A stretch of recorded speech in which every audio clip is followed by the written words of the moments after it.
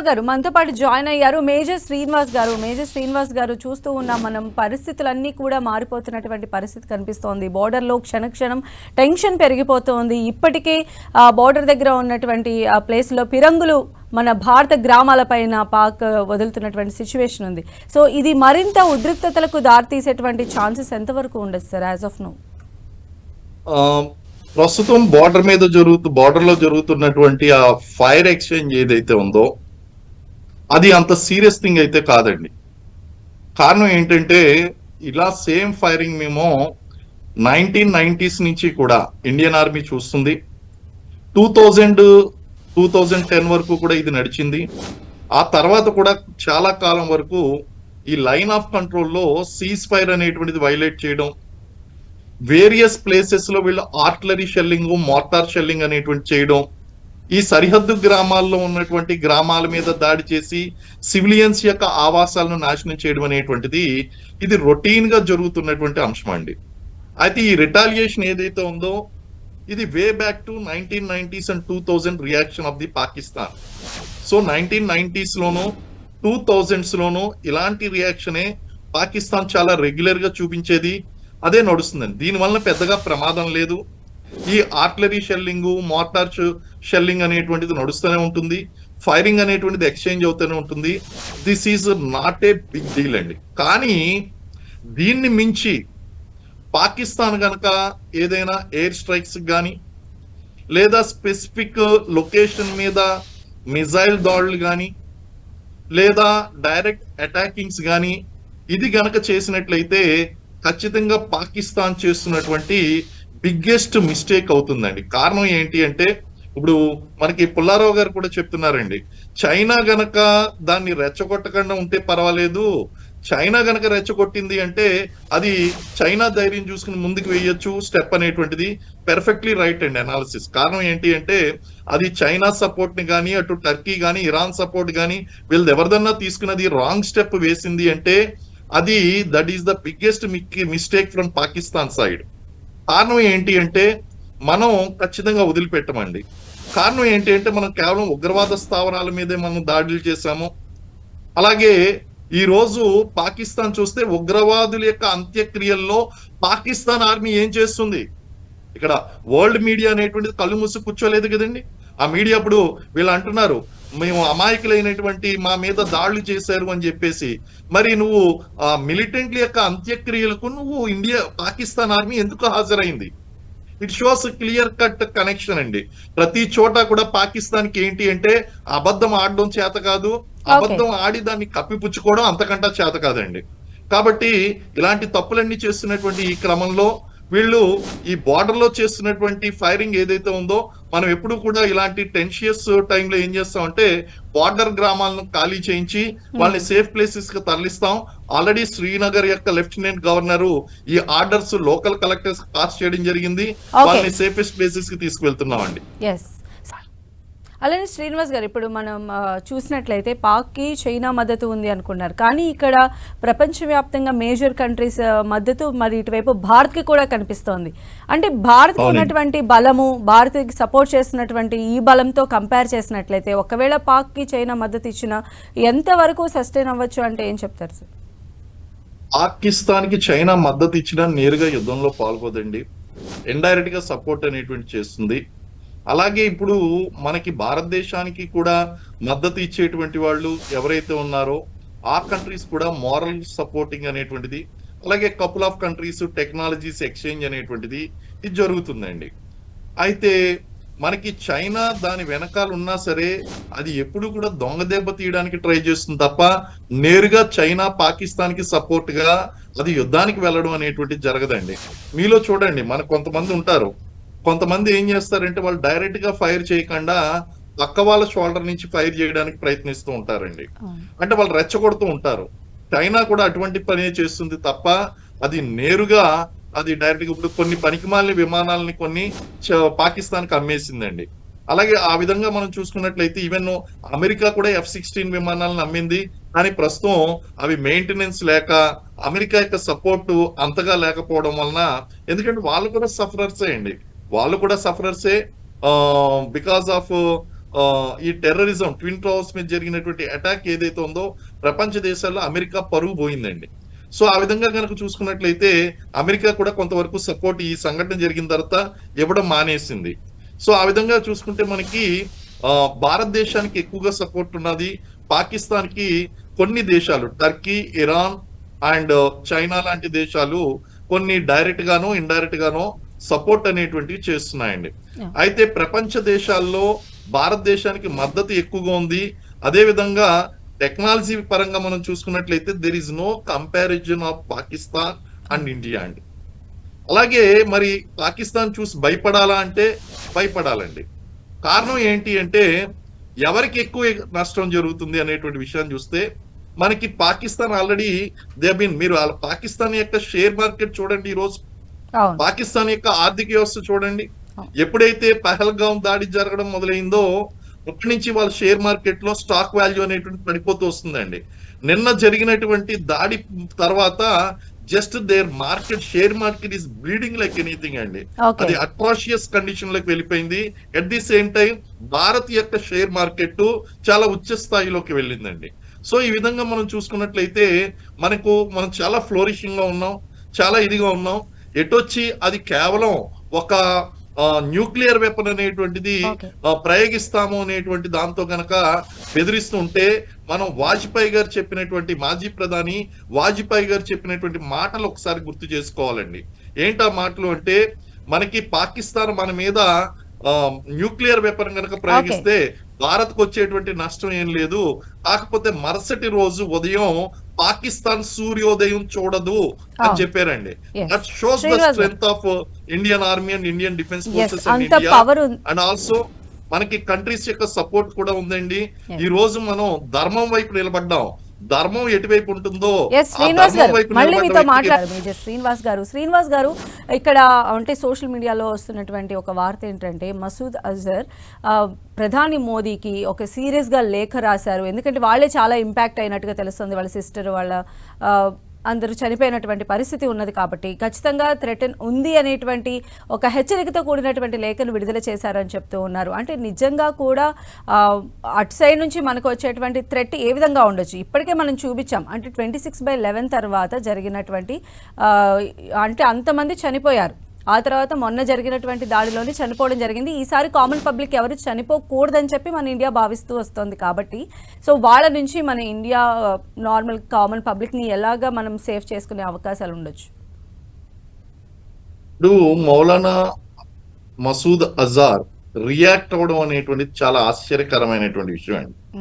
మరి ఈయన ఉగ్రవాదిగా అనేక మంది కుటుంబాలను నాశనం చేసినప్పుడు, వాళ్ళ కుటుంబ సభ్యుల్ని చంపినప్పుడు ఆ బాధ అతనికి అర్థం కాలేదా? ఇప్పుడు 26 మంది టూరిస్టులని వారి కుటుంబాలను నష్టం చేశాడు ఈయన. మరి వాళ్ళ కుటుంబ సభ్యులు చనిపోయినప్పుడు ఎంత బాధపడి ఉంటారు? ఆయన పెంచి పోషిస్తున్నటువంటి ఈ ఉగ్రవాద చర్యల వలన ప్రపంచంలో నలుమూలలా ఎంతమంది కుటుంబ సభ్యులు మరియు ఆర్మీ జవాన్లు అధికారులు తమ యొక్క ఫ్యామిలీస్ ను కోల్పోయారు. మరి ఈ రోజు తన దాకా వస్తే ప్రధానికి వార్నింగ్ ఇచ్చేటువంటి విషయం అంటే వీళ్ళకి కూడా ఎమోషన్స్ ఉంటాయా? మరి ఎమోషన్స్ ఉన్నటువంటి వ్యక్తి మరి మిగిలినటువంటి కుటుంబం చనిపోయినప్పుడు కూడా ఆ ఎమోషన్స్ ఏమైనాయి? అంటే ఇది ఖచ్చితంగా మనం ప్రెసిషన్ గా టార్గెట్ చేసి ఇది రావడం అనేటువంటి చాలా సహజం. అలాగే వాళ్ళు రియాక్ట్ అవ్వడం అనేటువంటిది చాలా సహజం. ఇవన్నీ కూడా మనం ముందుగానే రిస్క్ అనాలిసిస్ చేసి మరి ఖచ్చితంగా అక్కడ మౌలానా మసూద్ అజార్ యొక్క ఫ్యామిలీ మెంబర్స్ మొదలైన అందరూ కూడా ఉన్నారు అనేటువంటి విషయం ఖచ్చితంగా ఇన్ఫర్మేషన్ ఉంటుందండి. కారణం ఏంటి అంటే ఆ బాధ వాళ్ళకి తెలియాలి. సొంత కుటుంబ సభ్యులు చనిపోతే ఆ బాధ ఎలా ఉంటుంది అనేటువంటి విషయం వాళ్ళకు కూడా అర్థం కావాలి. సరే, రెండోది ఏంటి అంటే ఈ వార్నింగ్ లెటర్ అనేటువంటి ఇష్యూ చేయడం పాకిస్తాన్ 2 రకాలుగా రియాక్ట్ అవుతుంది. ఒకటి, పాకిస్తాన్ చేసేటువంటి డైరెక్ట్ అటాక్ ఒకటి ఉంటుంది, థ్రెట్.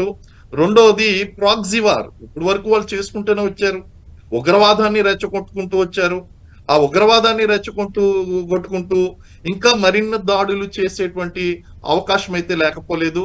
కాబట్టి ప్రజలందరూ కూడా మోస్ట్ విజిలెంట్ గా, అంటే చేస్తున్నటువంటి ఈ యొక్క మాక్ డ్రిల్స్ లో భాగంగా ఈ యొక్క అన్ఐడెంటిఫైడ్ ఆర్టికల్స్ ని ఎలాగా ఐసోలేట్ చేయాలి, వాటిని ఎలా ఇన్ఫార్మ్ చేయాలి, లేదా గోకుల్ చాట్ ఇలాంటి ఇన్సిడెంట్స్ మళ్ళీ జరిగేటువంటి దిల్సుఖ్ నగర్ పేలుడు లాంటి ఇన్సిడెంట్లు ఇక్కడ జరగడానికి ఇక్కడ ఖచ్చితంగా అదే వీళ్ళు పాయింట్ లష్కరే శ్రీనివాస్ తైబా గారు, లైక్ వీళ్ళందరూ మన కూడా ప్లాన్ హైదరాబాద్ చేస్తారు. లాంటి ప్లేస్ ని కనుక అంటే వాళ్ళు స్థావరంగా చేసుకుని, ఎందుకంటే ఇప్పుడు ఆల్రెడీ ఒకవేళ పాక్ ప్రధాని వాళ్ళ ఆర్మీకి ఫోర్స్ ఇచ్చి అటాక్ చేయండి అని చెప్పారనుకోండి, అటు బార్డర్ వరకు దాని ఇంపాక్ట్ ఉంటుంది, కానీ హైదరాబాద్ లాంటి స్టేట్ వరకు వచ్చి దాని ఇంపాక్ట్ ఉండదు. కాబట్టి ఇక్కడ ఏమన్నా స్లీపర్ సెల్స్ యాక్టివేట్ అయ్యి మరోసారి దిల్సుఖ్ నగర్ బ్లాస్ట్లు ఇలాంటి వాటికి ఏమన్నా తెరతీసే ఛాన్సెస్ ఎంతవరకు ఉండొచ్చు? మన తెలంగాణ గవర్నమెంట్ ఎలాంటి అప్రమత్తతో వ్యవహరించాలి ఇలాంటి టైంలో? అవునండి, ఇది 100% మీరు యాంటిసిపేట్ చేసింది చాలా కరెక్ట్ అండి. కారణం ఏంటి అంటే వాళ్ళు డైరెక్ట్ అటాక్ అనేటువంటి చేయకపోయినా ఈ స్లీపర్ సెల్స్ ఎవరైతే ఉన్నారో ఇప్పటికీ కూడా మనకి తెలియదండి పాకిస్తాన్ నుంచి అన్అఫిషియల్ గా ఉన్నటువంటి వాళ్ళు ఎంతమంది.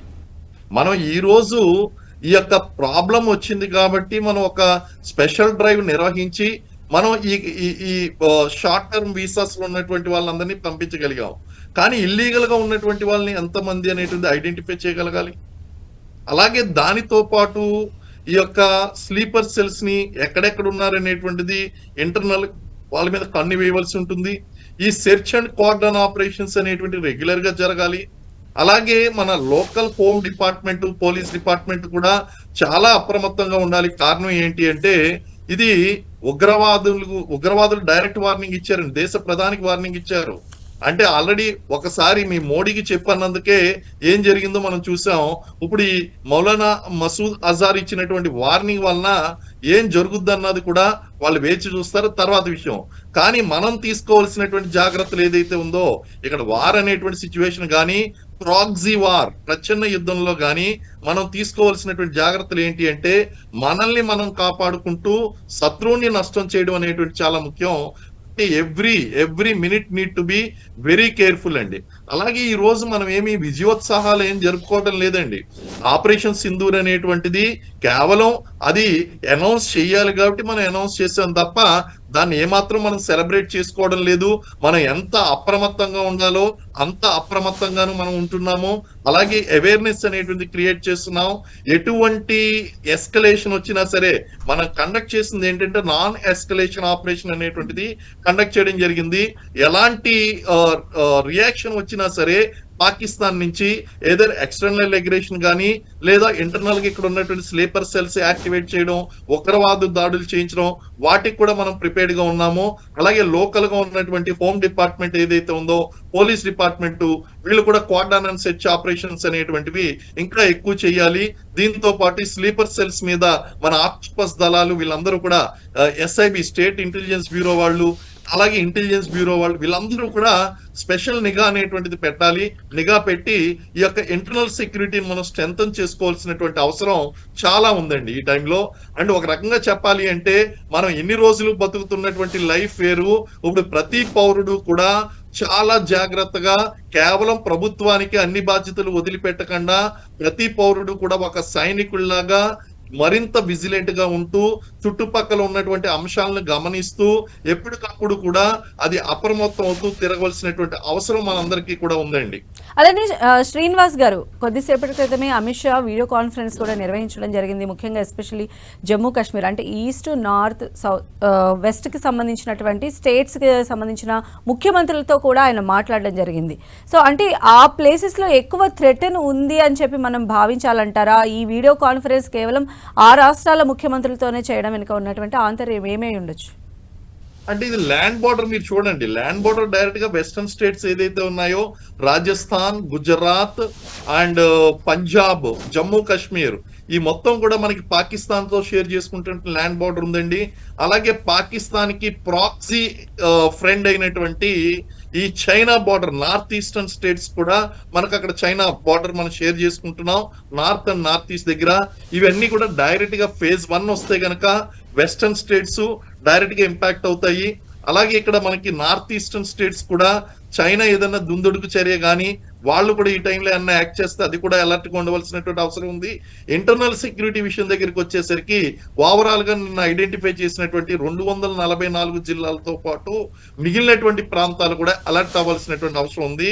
అలాగే మన home department, ministry of home, అలాగే intelligence bureau and state intelligence SIB వీళ్ళందరూ కూడా కోఆర్డినేట్ సెర్చ్ ఆపరేషన్స్ తీవ్రతరం చేయవలసినటువంటి అవసరం ఉందండి. అలానే శ్రీనివాస్ గారు, ఈ రోజు జరిగినటువంటి ఆపరేషన్ సింధూర్లో మనం రాఫెల్ లాంటి యుద్ధ విమానాలను వాళ్ళపైన ప్రయోగించడం కూడా జరిగింది. సో డెఫినెట్గా కూడా ఇది పాక్ వెన్నులో వణుకు పుట్టించేటువంటి అంశంగా మనం చూడొచ్చు. అయితే ఒకవేళ వాళ్ళు తిరిగి వాళ్ళు అటాక్కి దిగినట్లయితే, అంటే వాళ్ళ దగ్గర అంత సామర్థ్యమైనటువంటి ఎక్విప్మెంట్ అనేవి లేవు కాబట్టి, సో డెఫినెట్గా కూడా ఇండియాని పై చేయి సాధిస్తుంది అని అంటున్నారు. మీ ఒపీనియన్? వాళ్ళ దగ్గర లేవు అనేటువంటిది లేదు, వాళ్ళ దగ్గర F-16 విమానాలు ఉన్నాయండి.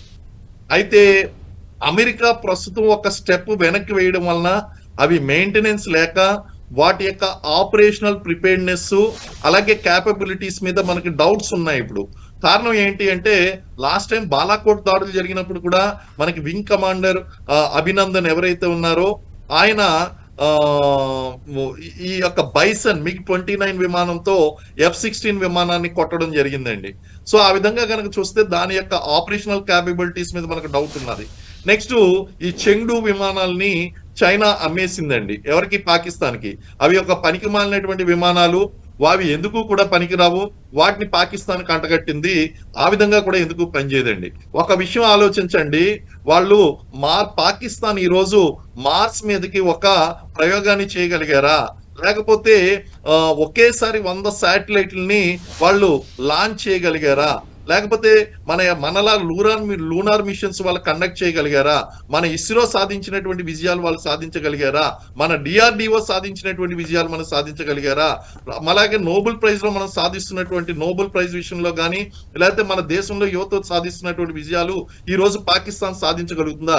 ఎందులో చూసుకున్నా సరే అది వెనకబడే ఉంది. కాబట్టి there is no comparison between technology పరంగా కానీ క్యాపబిలిటీస్ పరంగా కానీ పాకిస్తాన్ కి ఇండియాకి ఏమాత్రం కూడా కంపారిజన్ అనేటువంటిది లేదు.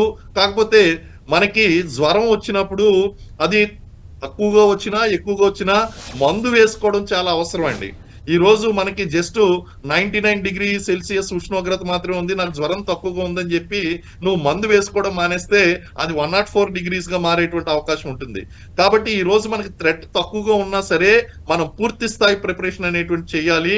అలాగే మనం భయపడవలసినటువంటి అవసరం లేదండి. ఎందుకంటే మనం ఎప్పుడైతే భయపడ్డామో అది ఆటోమేటిక్ గా ఏం జరుగుతుందంటే శత్రువుకి ఒక రకమైనటువంటి ధైర్యాన్ని తీసుకొస్తుంది.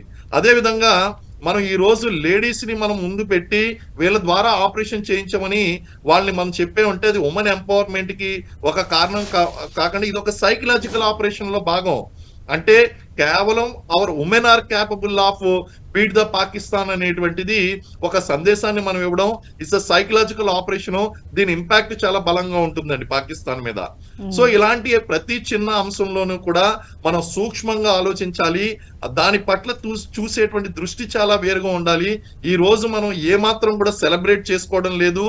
మనం చేయగలిగినటువంటిది పాకిస్తాన్ కి తెలియజేస్తున్నాం.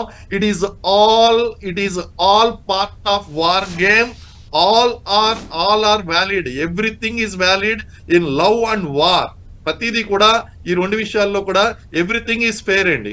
కాబట్టి మనం ఎన్ని రకాల ప్రయత్నాలు చేయాలో అన్ని రకాల ప్రయత్నాలు మనం పాకిస్తాన్ మీద చేస్తున్నాం.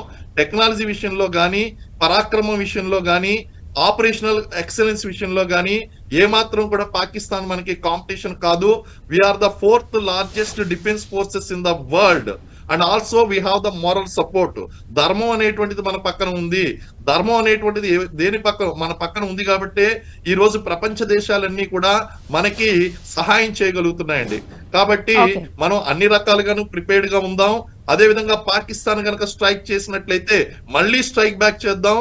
Not only the operation Sindoor 2.0, 3.0, 4.0, 5.0 కూడా వెళ్తాము. అవసరమైతే దానికి శాశ్వత పరిష్కారం అనేటువంటి చూస్తాము. ఈసారి POK అనే పేరు లేకుండా చేయాలి అనేటువంటి వాదన కూడా వస్తుందండి ఒకవేళ వార్కి కనుక దిగినట్లయితే. మళ్ళీ ఒకసారి రిపీట్ చేయండి మేడం. అంటే POK అనే పేరు లేకుండా ఉండాలి ఈసారి వార్కి కనుక మనం దిగినట్లయితే అని కూడా అంటూ ఉన్నారు. అంటే ఇప్పుడు వారికి దిగవలసినటువంటి సిచ్యువేషన్ ఎందుకు వస్తుందండి? పాకిస్తాన్ చేసినటువంటి తెలివి తక్కువ పని వల్ల మాత్రమే వస్తుంది. Yes. అంతవరకు తీసుకొస్తే వాళ్ళు మనకి ఇచ్చేటువంటి బ్యూటిఫుల్ అవకాశం ఏంటి అంటే మనం ఎన్నో రోజులు బట్టి మనం వెయిట్ చేస్తున్నాడు. ఎందుకంటే POK లో అక్కడ ఉగ్రవాద స్థావరాలు అనేటువంటివి ఉన్నాయి.